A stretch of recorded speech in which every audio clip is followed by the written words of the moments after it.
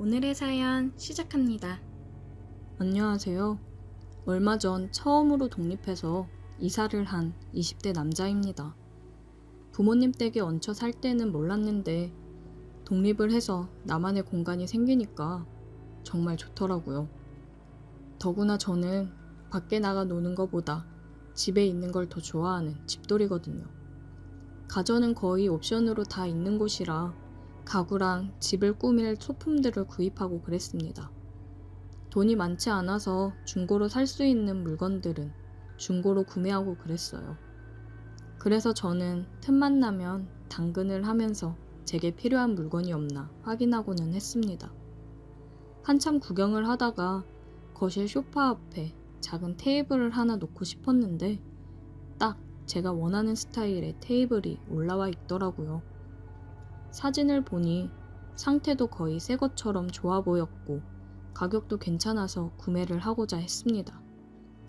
판매자에게 채팅을 했더니 물건이 아직 판매되지 않았고 가구이다 보니까 직거래를 원한다고 하더라고요. 저희 집에서 멀지 않은 곳에 위치해 있어서 차를 끌고 다녀와야겠다고 생각을 했습니다. 여자분 혼자서 들고 가기에는 조금 무거울 수 있는데 괜찮으실까요? 아, 괜찮습니다. 저 건장한 남자라 그 정도는 들 수 있어요.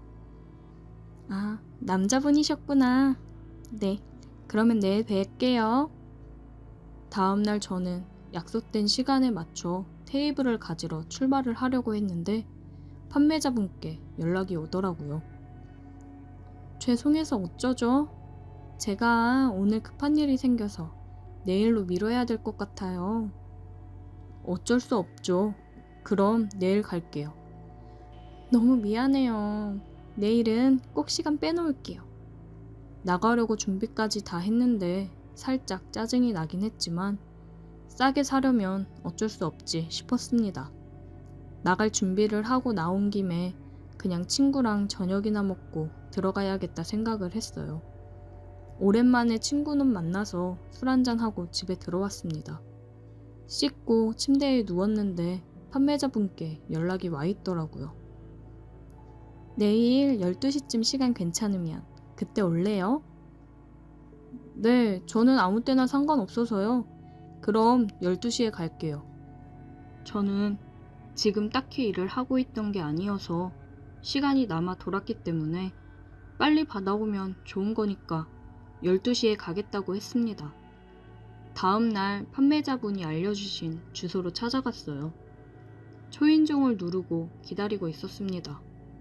되게 섹시하게 생긴 여자가 문을 열고 나오더라고요. 왔어요? 어제는 정말 미안했어요. 아, 아닙니다. 괜찮아요. 들어와요. 굉장히 딱 달라붙은 옷을 입고 저를 맞이해준 여자를 보고 눈을 어디다 둬야 할지를 모르겠더라고요. 괜히 헛기침만 나왔습니다. 잠깐 소파에 앉아 있어요. 마실 것 좀 갖다 줄게요. 그녀는 주방으로 가더니 시원한 오렌지 주스 한 잔을 가져다 줬어요. 감사합니다. 소파에 앉아서 집을 둘러보는데 깔끔하게 인테리어를 잘 해놨더라고요. 제가 딱 원하는 분위기였습니다. 근데 테이블은 본인이 쓰시려고 사는 거예요? 네, 얼마 전에 독립해서 그냥 제가 원하는 분위기로 집 좀 꾸미고 싶어서요. 젊은 총각 같아 보이는데 되게 세심한가 봐요. 집에 있는 걸 좋아해서 제가 좋아하는 편한 분위기로 꾸미려고요. 인테리어에 관심도 많고요. 잘 됐다. 실은 내가 이사를 가거든요. 그래서 물건 하나씩 내놓고 있었는데 필요한 거 있으면 가져가요. 내가 약속 취소한 것도 미안하고 여러 사람 들락거리면서 물건 내놓는 것도 귀찮기도 하고. 이사 가실 때 다 가지고 가면 되지 않아요? 내가 남편이랑 주말 부부거든요. 그러다가 이제 남편 있는 쪽으로 아예 내려가기로 했는데 어차피 남편 집에 물건들이 이미 다 있어서 필요가 없어요. 필요한 거 있으면 가져가요.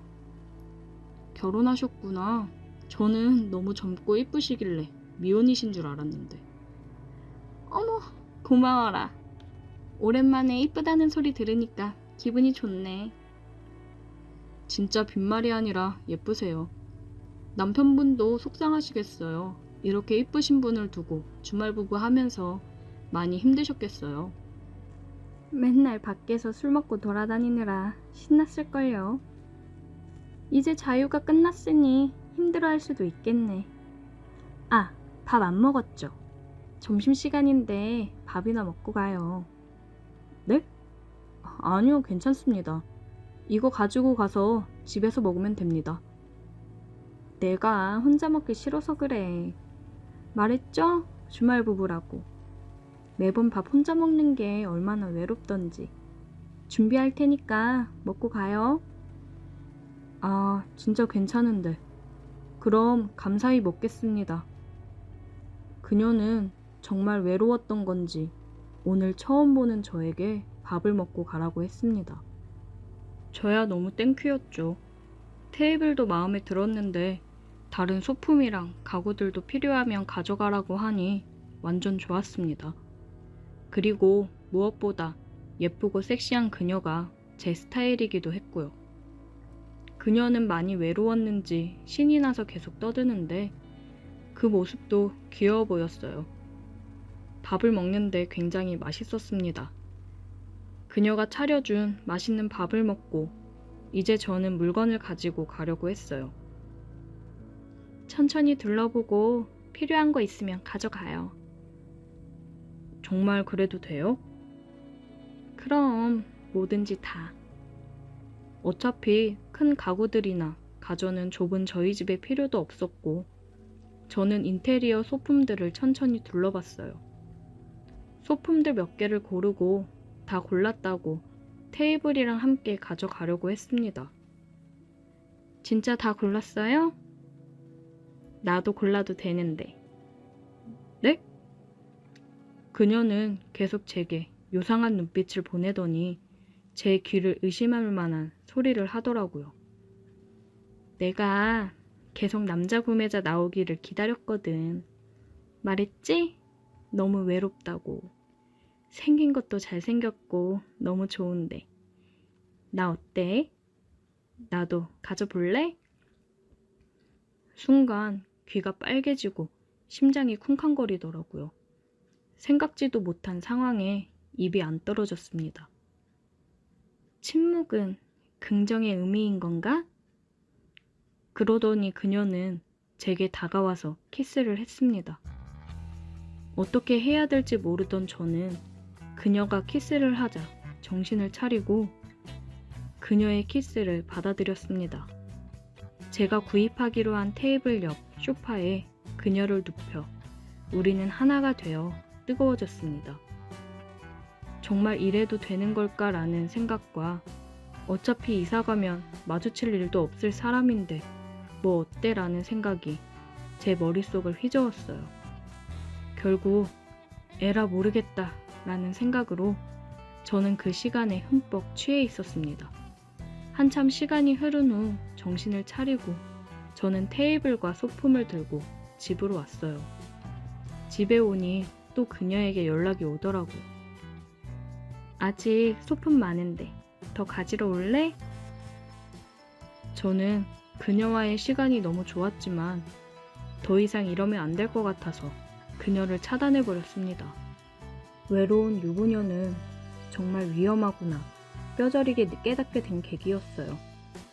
그리고 나는 절대 주말 부부를 하면 안 되겠구나 생각이 들더라고요. 그녀에게 제 번호를 알려주지 않고 채팅으로만 대화를 한 게 얼마나 다행인지 모르겠더라고요.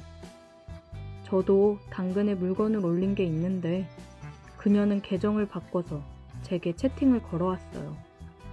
그날 자기가 별로였냐, 왜 차단했냐, 다음 주에 이사하니까 그 전에 한 번 더 와라. 계속 채팅을 보내더라고요. 저는 탈퇴를 하고 계정을 바꿔버렸습니다. 혹시나 그녀가 제 번호라도 알았다가는 제 인생이 나락으로 떨어졌을 수도 있겠다 생각이 들었습니다. 이제 앞으로는 해서는 안 될 행동은 하지 않으려고요. 오늘의 사연 여기까지입니다. 오늘도 들어주셔서 감사해요. 구독, 좋아요, 알림 설정 부탁드려요. 안녕하세요. 저는 30대 중반 남자입니다. 현재 저는 사랑스러운 아내와 두 아이의 아빠로서 이 가족의 가장으로 행복하게 살고 있습니다. 지금부터 제가 해드릴 이야기는 저희 어머니와 아버님에 관한 이야기입니다. 어린 시절 저희 식구는 3남매와 아버지, 어머니 5인 가족이었어요. 아버지는 중소기업의 관리사장으로 일하셨고 어머니는 전업주부셨고 어렸을 때 어머니, 아버지에 대한 기억 중 가장 많은 걸 떠올려 보면 두 분이 매일매일 부부싸움을 했던 기억밖에 나지 않습니다.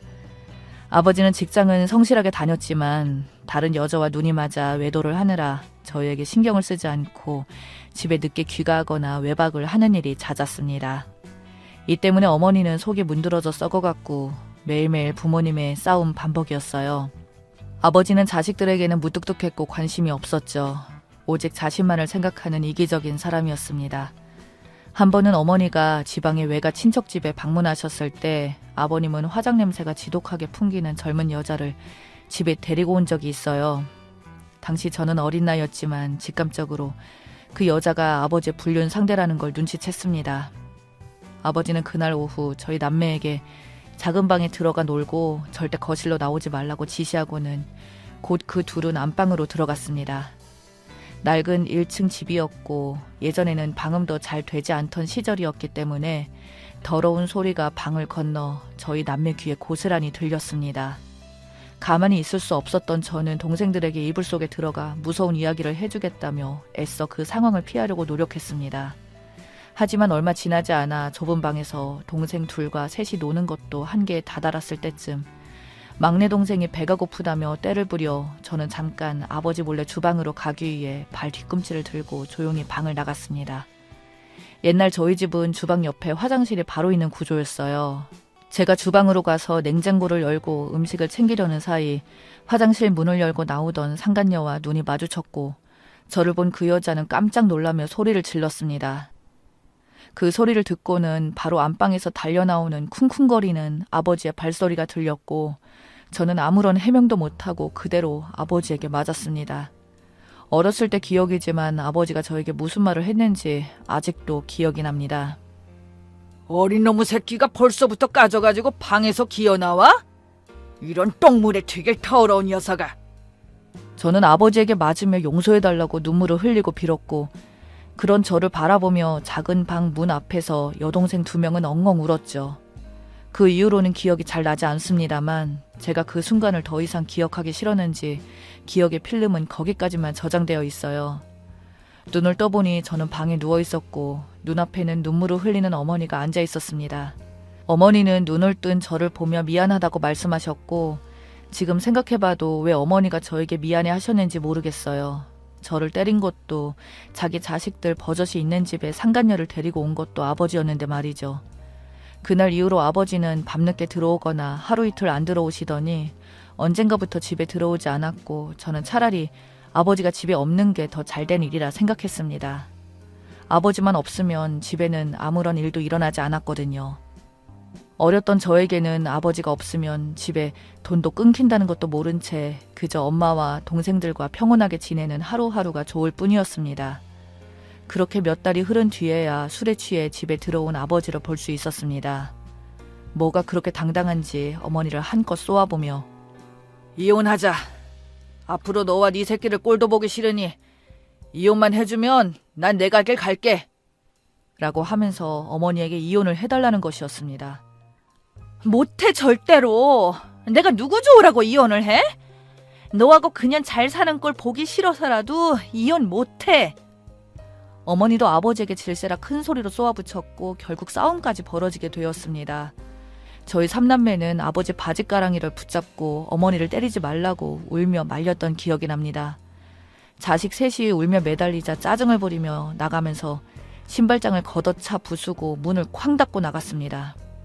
아버지의 그 마지막 모습도 치가 떨리고 더러웠습니다. 저는 그때를 회상하며 나는 절대 아버지 같은 사람은 되지 않겠다 다짐을 했고 그 이후로는 아버지를 보지 못했으며 그로 인해 생활비도 끊겼습니다. 그때 이후로 어머니는 저희 3남매 먹여 살리겠다고 소일거리부터 막노동까지 몸을 아끼지 않고 일을 찾으셨습니다. 아침에 저희가 눈을 뜨기도 전에 밥상 차려 놓으시고 나가셔서는 저녁 늦게야 녹초가 되어서 집으로 돌아오셨어요. 저 역시 그런 엄마에게 도움이 되어드리고자 두 동생들 학교 가는 거 챙기고 집에 와서도 빨래며 동생들 숙제, 씻고 재우는 것까지 제가 엄마의 빈자리를 대신해야 했습니다. 그럼에도 불구하고 여자 혼자의 힘으로는 돈벌이가 힘들 수밖에 없었죠. 나중에 들은 사실이지만 어머니께서는 너무 힘에 부쳐 아버지 일하는 공장에 찾아간 적도 있지만 공장은 이미 문을 닫고 근처 사장님 말로는 다른 지역으로 이사를 가버려 아버지를 볼 수 없었다고 하더라고요.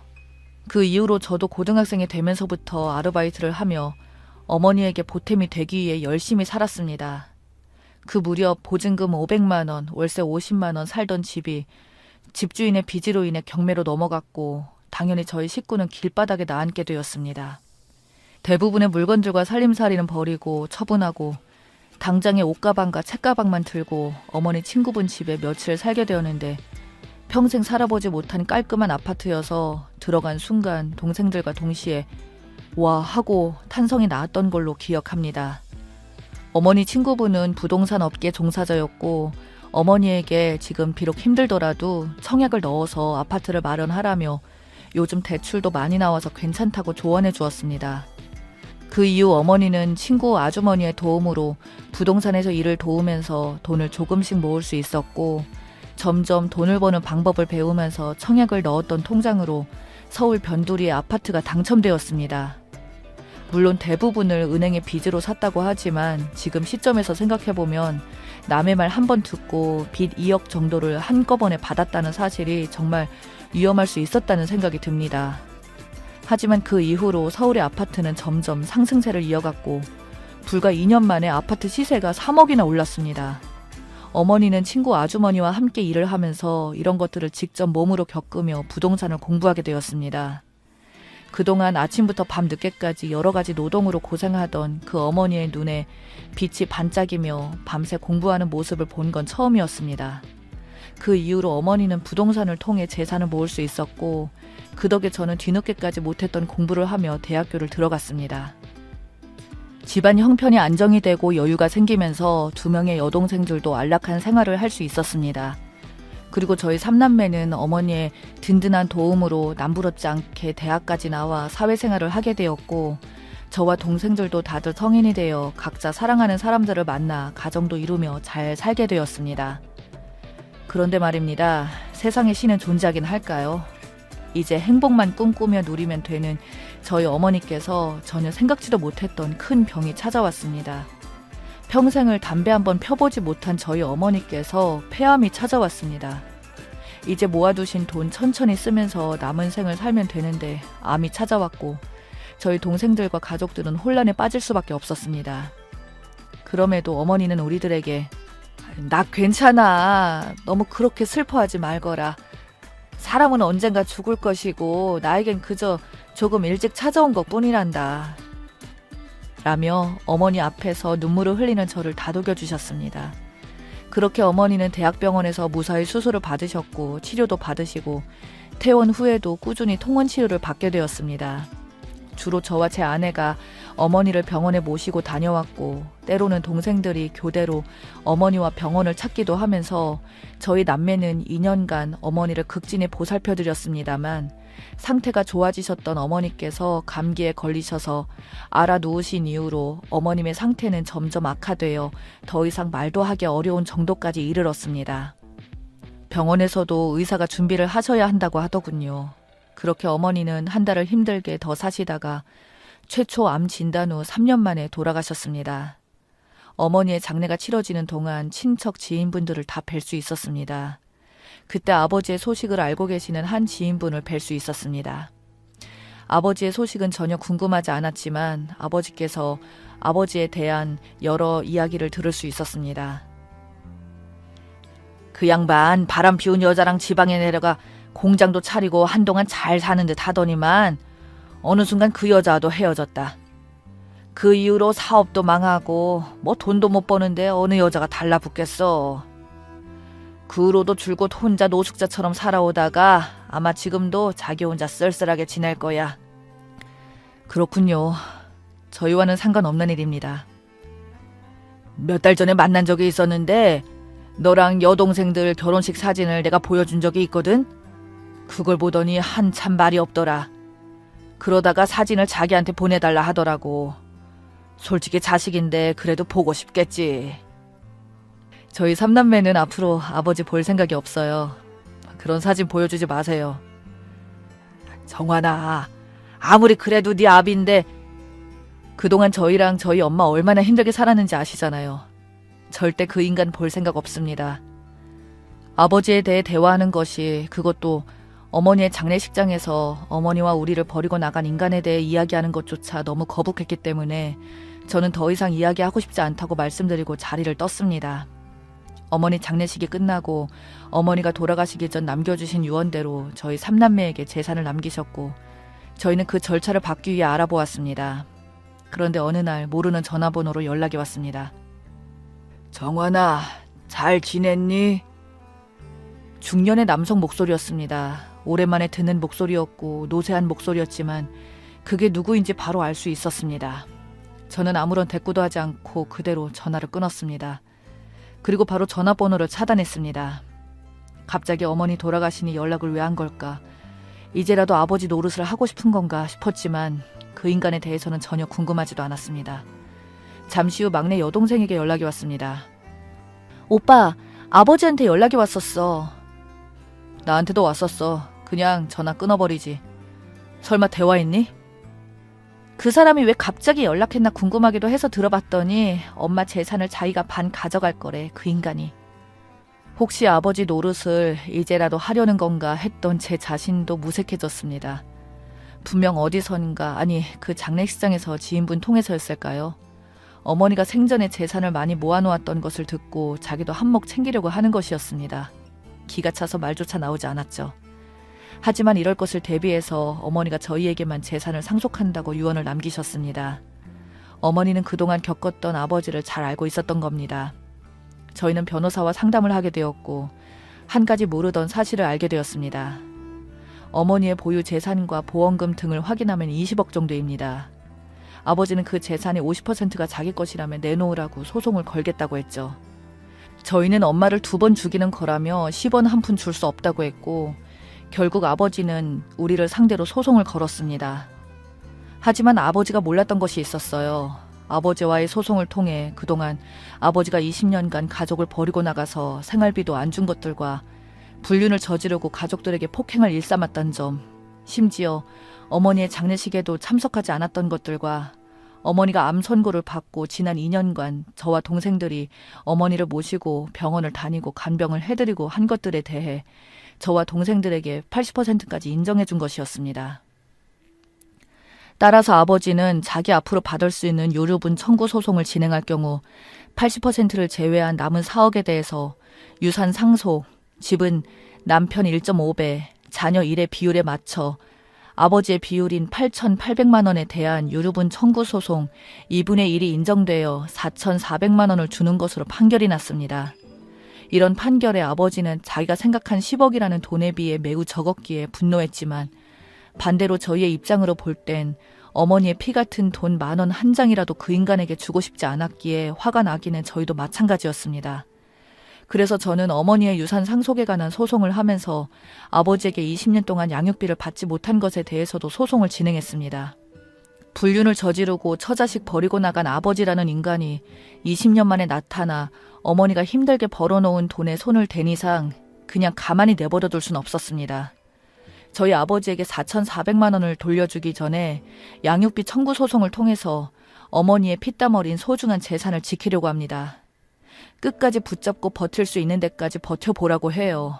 그게 평생을 자식들을 생각하면서 인간 말종 같은 남편으로부터 자식들을 지켜내고 고생하신 어머니께 해드릴 수 있는 자식들의 마지막 도리라고 생각하니까요. 지금까지 제 사연을 들어주셔서 감사합니다.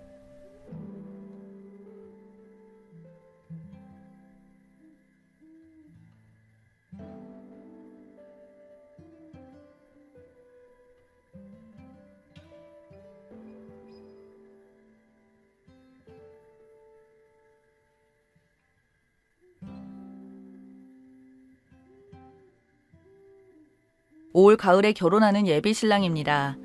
결혼할 여자친구가 최근까지 자취를 했고요. 부모님이 시골에서 농사를 지으셔서 직장에서 멀지 않은 곳으로 친구랑 같이 자취를 했는데 그 친구가 결혼하면서 쓰던 가전제품을 전부 주고 갔습니다. 그래서 자취집에 혼자 지내며 그 가전들도 그대로 사용하고 있었죠. 그리고 이번 신혼집을 예정보다 조금 빨리 마련하게 되었는데 저희 집에서 80%를 보태주고 나머지는 제가 모은 돈으로 보탰습니다. 여자친구도 집을 마음에 들어 했고 집 구하는 문제는 순조롭게 넘어갔습니다. 슬슬 가전제품을 채우자고 했더니 자기가 쓰던 가전제품을 다 가져올 테니 김치냉장고 하나만 사자고 하더군요. 저는 조금 당황했습니다. 너만 쓰던 것도 아니고 친구랑 같이 쓰던 건데 좀 그렇지 않냐. 웬만하면 좋은 걸로 사서 오래 쓰자고 했더니 아깝다면서 이걸로 쓰자고 하네요. 그럼 이걸 버려? 아깝게? 딱 이렇게 말했어요. 냉장고도 양문형 아니고 TV도 평면은 평면이지만 조금 오래된 스탠드형이고 세탁기도 통돌이 세탁기이긴 한데 빨래도 잘 안 빨리는 드럼은 싫답니다. 친구가 샀다고는 하지만 이것도 중고를 샀는지 연식이 더 되어 보이고 알 길이 없네요. 그러다 조금 다투기 시작했고 왜? 너네가 쓰던 밥솥까지 가져오지? 라고 하니 당연히 그럴 거라고 하네요. 좀 황당했습니다. 그래서 차근차근 다시 이야기하면서 의견을 좀 조율하려고 하는데 저보고 마인드가 잘못됐다고 하더라고요. 어이가 없어서 저도 모르게 조금 유치한 말을 한 걸 수도 있는데요. 본의 아니게 생색을 좀 내게 되었습니다. 그러면서 계약할 집이 조금 넓으니 그럼 평수를 확 줄여서 맞춰 살자고 했습니다. 그랬더니 싫다네요. 살면서 하나씩 채워나가야 된다면서요. 아무튼 답은 안 나오고 둘 다 언성이 높아지다가 나중에 흥분 가라앉히고 다시 이야기하자고 했습니다. 이건 다른 얘기인데 제가 차 할부값이 1년 남았는데 결혼하기 전까지 일시불로 다 갚고 들어오래요. 결혼하면 같이 탈 건데 같이 갚는 게 빠르지 않냐고 하니 아니래요. 내가 산 차라고 저보고 갚으래요. 그렇게 계산적인 사람이 왜 우리 집에 해준 집은 덥석 받고 김치냉장고 하나 사오려고 하는지 진짜 좀 많이 실망했습니다. 허무하기까지 하더군요. 여자들의 로망 그런 게 있지 않습니까? 신혼집이나 방을 꾸미고 아기자기하게 예쁘게 화려하게 깔끔한 그런 가전제품 욕심이라던가 제 여자친구가 그런 욕심 없는 게 아니고 돈이 아까워서 저러는 것 같아요.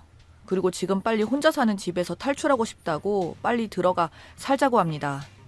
이 사태를 어떻게 해야 될까요? 제가 꽉 막힌 걸까요? 기본적으로 저는 중고 자체를 좋아하는 편이 아닙니다. 물론 아끼고 살면 좋죠. 하지만 남이 쓰던 거, 특히 집에 들일 가전이나 가구 같은 건 왠지 찜찜한 기분마저 듭니다. 장가가면서 내 스타일대로 고르고 예쁘게 집을 꾸미고 사는 것은 여자들만의 로망은 아닐 겁니다. 그렇다고 실증이 날 때마다 새 것을 산다든지 비싼 것만 좋아하는 스타일은 절대 아닙니다. 중고에 대한 저는 이런 생각이 있는데 저렇게 나오니 솔직히 짜증이 나요. 결혼마저 확 엎어버리고 싶어집니다. 후기입니다. 어제 저녁에 만났습니다. 만나기 전까지 냉전 상태였고요. 저는 일단 생각하느라 연락을 안 한 상황이었고 답답해하는 여자친구가 이야기 좀 하자고 하더라고요.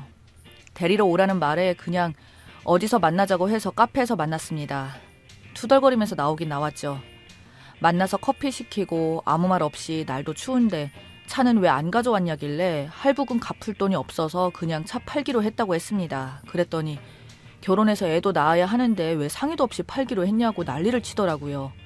일단 대화 주제는 그게 아니니까 중요한 얘기부터 하자고 했습니다. 나는 쓰던 거 신혼집에 드리는 거 아무래도 안 내키니까 정 아까우면 다른 사람이라도 쓰게 중고시장에 팔고 그 돈 보태서 혼수해. 그게 좋겠다. 누가 이런 걸 중고로 사? 원래 버릴 때는 똥값인 거 몰라? 그럼 누가 그런 걸 신혼 살림으로 해? 왜 하나만 알고 둘은 몰라? 나는 싫으니까 갖다 팔아. 싫어. 이건 내 물건이야. 그럼 혼수 비용 어차피 있을 테고 앞으로 살면서 하나씩 채워가자고 했으니까 그걸 일단 우리 공동 통장에 넣던지 우리 엄마 주자. 엄마도 빚내가면서 집 해주신 거니까. 그럼 우리 엄마한테는 뭐 해줄 거야? 우리 엄마는 집 해줬는데 장모님은 나에게 뭐 해주셨어? 진짜 유치하다. 원래 이렇게 계산적인 사람이야? 네가 원하는 게 뭐야 그럼? 집은 받아야 되는데 혼수할 생각은 없고 차 할부금은 나보고 갚으라 해놓고 그게 계산적인 게 아니야? 또 결혼해서 차는 네가 써야 된다고 생각하는 거야? 혼수할 생각이 없는 게 아니라 나는 최대한 아끼며 살자는 거야. 다 오빠랑 나 잘 되려고. 그럼 우리끼리 대출받아서 집 사자. 같이 갚아 나가자. 해주신다는 거 왜 안 받냐. 나 정말 너무 힘들다. 여자도 웨딩 촬영 알아보고 스튜디오랑 드레스, 메이크업, 식장 알아보는 거 너무 힘들다. 그거 하는 것만 해도 1,000만 원 넘게 든다. 오빠는 일 핑계 대면서 나랑 알아보러 다니지도 않는다. 대충 이런 식입니다. 본질을 흐리는 대화라고 생각해서 여자친구한테 근데 내가 내 친구 플래너 하니까 거기에다가 맡기라고 하니까 네가 싫다고 했잖아. 그럼 1,000만 원 나한테 줘. 내가 네가 말하는 것 알아서 할게. 말이 그렇다는 거지. 남자가 그걸 어떻게 아냐? 그러면서 한다는 말이 뭐 같은 사람하고는 못 살겠다고 하네요. 그래서 내가 할 말이다. 없던 일로 하자고 했습니다. 그랬더니 결혼이 장난이냐고 어찌 그런 말 쉽게 하냐고 또 화를 내는 둥 진짜 애가 조울증 환자인 줄 알았습니다. 그런데 대뜸 나 혼수 해갈 테니 이번에는 예물 늘리자. 받을 거 다 받아야겠다고 해서 그래 알았다. 대신 집값의 몇 % 예단비 드려라. 그게 정석이다. 내일 엄마한테 말해놓는다고 하니까 시간을 달라고 하고 대화가 끝났습니다. 연애할 때 항상 적금 넣고 청약 넣고 생활비하고 하느라 돈 없어 힘들다 하길래 그래도 절약하고 알뜰하게 저금하고 잘 사나 싶었는데 솔직히 정말 너무 실망을 했습니다. 아까 점심시간에 전화 와서 서로 한 발씩 양보하면 되는데 왜 우리가 이렇게 해야 하냐 하길래 마지막으로 어떻게 하고 싶냐고 하니 어머님이 해주시는 집 우리가 받고 자기가 혼수 해갈 테니 예물 예단 확실히 하자고 대신 예단비 드릴 테니 꾸민비 확실히 말씀드리라고 하길래 그냥 됐다고 했습니다. 느낌상 자기 친구들한테 제 욕 우리 집 욕하면서 얻어 들은 게 꾸민비 핑계 같습니다. 나이도 어린 나이도 아닌데 왜 저렇게 생각이 짧은지. 저는 32살이고 여자친구는 27살입니다. 연애는 10개월 했고 여자친구가 먼저 결혼하자 혼자 살기 외롭다 하여 그러자 한 것이고요. 하나만 알고 둘은 몰랐던 것 같습니다. 친구 와이프가 방문 판매하는데 동생 선물로 화장품 알아보다가 팔아주자 해서 화장품 샀다가 친구 와이프가 고맙다며 소개해준 게 지금 여자친구였습니다. 같이 방문 판매 일하면서 알게 된 동생이고 너무 착하고 성실하다고 소개받았는데 내가 웬만하면 화도 잘 안 내고 욕도 안 하는데 착하기는 개뿔입니다. 방문 판매 그만뒀을 때 생활비 준다고 했을 때도 부담스럽다고 안 받고 열심히 다른 일 하고 진짜 성실한 줄 알았는데 다 연기였던 건지 친구한테 말했더니 헬게이트 탈출했다고 하는데 그냥 짜증이 납니다. 연초부터 왜 이렇게 꼬이는지. 이건 여담인데 보통 여자들 오부 많이 한다고 하길래 너는 오부하고 나는 반지 잘 안 끼니까 큐빅 하겠다고 하니 그럼 거기 아낀 돈 더 보태서 자기 1캐럿 산다고 했을 때 그냥 생각 없이 넘겼는데 저것도 진심이었겠죠. 무섭습니다. 아끼고 잘 살자는 말 뒤로 자기 실속 챙기는 모양새가 말이죠. 여자들 다 이런 건 아니겠죠. 후기입니다. 코맹맹이 소리로 전화와서는 양가 부모님께 어떻게 말씀드리려고 이러냐. 내 주변 우리 결혼 축하해주고 다들 청첩장만 기다린다. 이거 불효다. 이런 소리 하길래 내가 너랑 결혼하는 게 우리 부모님한테 불효하는 거니 그냥 깔끔하게 끝내자고 했습니다. 그리고 내 친구한테 물어보니 스드메 합쳐서 300만 원이면 떡을 친다는데 너는 1,000만 원 든다고 하고 또 한 가지 너 비리는 거 내가 모른 척하니까 진짜 모를 줄 알았냐고 하면서 떠봤는데 자기가 사기를 크게 당했다며 미리 말했어야 했는데 무서워서 못했다면서 코를 틀어막고 울더라고요. 아 그러냐. 요즘 법 잘 되어 있으니 소송 걸어서 꼭 받길 바란다고 했더니 한동안은 미안하다, 잘못했다, 잘해보자, 눈물 콧물 질질 짜내며 빌다가 오빠 내 정신적 피해 보상, 시간, 돈 낭비 모든 보상 톡톡히 받을 거야. 토시 하나 안 틀리고 저렇게 말했습니다. 제 생각으로는 혼인빙자? 그 말 한 것 같습니다. 그래서 코웃음 치면서 그거 폐지됐으니까 잘 알아보고 다시 전화하라고 했습니다. 정말 이렇게 더럽게까지 안 끝내고 싶었는데 너무 화가 납니다. 내가 나름 사업도 하고 먹고 살 만큼 벌다 보니 말 그대로 나를 이용한 건지 10개월 연애한 기간까지 이젠 의심이 되고 나쁜 추억으로 남는 것 같아 속상합니다. 지금 여자친구 집에 있는 내 물건 몇 가지와 제가 심심할 때 쓰라고 탭하고 노트북 등등 오늘 가져오라고 집에서 기다리고 있겠다고 연락이 왔는데 만나면 끝도 없이 매달릴 것 같아 택배로 보내라고 했더니 그건 싫다고 하네요. 웬만하면 최대한 안 마주치도록 해야 될 것 같습니다. 여자친구가 원래는 피부샵에서 마사지사로 있었습니다. 그래서 항상 결혼하면 피부 관리샵 차리겠다고 입에 달고 살았는데 그 전에 화장품도 만져보고 써보고 많은 것들을 보고 느껴보고 싶어서 방문 판매를 시작했다고 자신있게 말하길래 솔직히 남자들이 화장품에 대해서 뭘 합니까? 저는 관리샵에서도 백화점 화장품을 쓰는구나. 그래서 그렇게 비싸구나 했습니다. 저는 정말 나이도 먹어가고 결혼은 생각이 조금 절실한 면도 있다고 그렇다고 제가 연애하는 동안 등쳐먹히지 않았으니 천만 다행이기도 합니다. 흔히 말하는 가방, 지갑 뭐 이런 선물 하나 안 해줬습니다. 친구들 말로는 결혼을 해야 하니 본색을 숨겼던 것 같다고 하는데 그런 것 같고 처음에 실망과 배신감에 속이 쓰렸는데 이제는 분노로 바뀝니다. 작년 크리스마스 때 프로포즈 해달라며 티파니 반지 해달라길래 저는 티파니 반지가 뭔지도 몰랐습니다.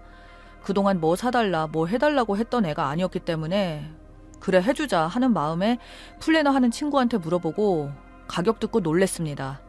처음에 100만 원 선도 있다길래 이 정도는 해줘야지 했는데 여자친구가 말하는 반지는 100만 원 정도가 아니었습니다. 그 당시 많이 미안해하면서 지금 경제가 안 좋아 회사 사정이 안 좋으니 미루자. 그리고 프로포즈를 먼저 해달라는 여자가 어디 있냐. 내가 때 되면 다 알아서 해주겠다고 넘어갔는데 12월 31일 여자친구가 저한테 먼저 프로포즈를 하고 1월에 꼭 반지로 프로포즈 해달라며 프로포즈 준비하는 동안 이 사태가 벌어진 것입니다. 티파니고 뭐고 그런 건 워낙 일반 서민들한테는 돈 낭비인 것 같아서 핑크 골드로 작은 반지 준비했었는데 지금 보니 이걸 줬다면 완전 10원짜리 구리로 봤을 겁니다. 이쯤에서 더러운 꼴 더는 안 보고 끝난 것도 다행이고 계약금만 날린 것도 처음에는 배가 아팠는데 지금은 천만 다행이라고 생각하고 있습니다. 집에다가 잘 돌려 말해야 하는데 입이 안 떨어집니다. 알뜰하고 착한 사람이고 칭찬 많이 했었는데 실망하시겠죠? 그리고 친구 와이프한테 이러한 상황만 설명하고 그래도 주선자 입장인데 우리가 이렇게 되어서 미안하다고 혹시라도 죄책감 가지지 말라고 했는데 친구 와이프도 매출 정리하다가 알게 됐는데 늦게 말해서 미안하다면서 방문 판매하면서 사업자 신청을 내는데 본인이 지금 대출도 있고 본인 명의로 통장이며 사업자를 내지 못해서 다른 친구 명의로 사업을 했고 정해준 매출을 올리지 못해 퇴사 처리됐다고 했습니다. 명의를 빌려준 친구가 의료보험 문제로 회사에 연락이 왔다고 합니다. 이 부분은 저도 무슨 소리인지는 모르겠으나 일단 빚이 있는 거는 맞는 것 같습니다. 친구 와이프도 2일 전에 알았다고 했습니다. 그만두기 전에 미리 땡겨둔 제품 회수해야 돼서 매출 정리 겸 이것저것 뒤져보다가 알았답니다. 왜 늦게 말했냐고 하니 제 친구한테 저희 얘기 듣고 시점이 애매해서 입을 열지 않았다네요. 정말 소름이 끼칩니다. 저야말로 소송 걸어야 되는 거 아닙니까? 어떻게 그렇게 감쪽같이 속였는지 10개월이 짧으면 짧고 길면 길지만 그렇다고 완전 애송이도 아니지 않습니까? 연애하는 동안 정말 하나도 몰랐습니다. 예전에 한번 돈 얘기로 다툰 적이 있습니다. 같이 살던 친구가 결혼할 생각 가지고 있다고 혼자 집에 산다고 했었는데 그 집 보증금도 친구 돈이라 빨리 빼줘야 한다며 계속 결혼을 보챘습니다. 그래서 보증금도 없는 애가 어떻게 결혼을 하려나 했는데 지금까지 모은 돈이 예탁으로 지금 당장 못 빼니 빌려달라. 결혼할 때 다 가지고 갈 거라고 하길래 집에다가 얘기하라고 하고 말았던 게 기억이 납니다. 그 당시 정말 묶여있는 줄 알았습니다. 이제 이러다 보니 어디 가서 다른 여자 만나서 여자를 믿겠습니까? 어려워집니다. 연애하면서 살림도 잘하고 음식도 잘하고 직장을 여러 번 옮겨도 빨리빨리 자리 잡으려고 노력하는 모습 보이고 가방, 지갑 뭐 하나 사달라는 말 없었고 회사 사람들 도시락까지 싸다 주고 정말 그런 모습만 보다가 이런 거지 같은 결말을 불러오다니요. 지금 친구 와이프가 주선해줬다는 이유로 제 친구가 너무너무 미안해하고 있고 여자 하나 때문에 친구 와이프도 제 친구도 다들 서먹해지고 친구는 자기 와이프한테 뭐라고 하고 장난이 아닙니다. 부디 저 같은 남자분 없길 바랍니다. 아니지, 제가 무식했던 거죠. 앞을 내다보지도 못하고 말이죠. 한동안은 정말 여자를 못 믿을 것 같습니다.